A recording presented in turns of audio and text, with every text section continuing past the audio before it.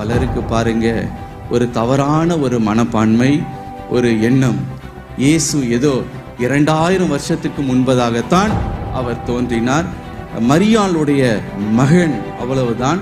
இயேசு அவர் ஒரு புனிதர், அவர் ஒரு பெரிய மகான்க, அவர் ஒரு மத தலைவர், அவர் ஒரு பெரிய புரட்சியாளர், அவர் ஒரு தத்துவவாதி.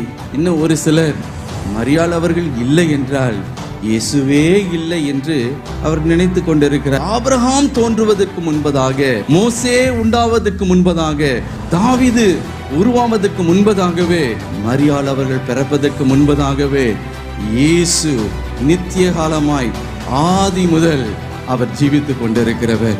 அண்ட சராசரங்கள் உருவாவதற்கு முன்பதாக, நேரங்காலங்கள் யுகங்கள் உருவாவதற்கு முன்பதாக, இந்த உலகத்தின் அஸ்திபாரங்கள் அதை போடுவதற்கு முன்பதாகவே அவர் நித்தியமாய் நிலை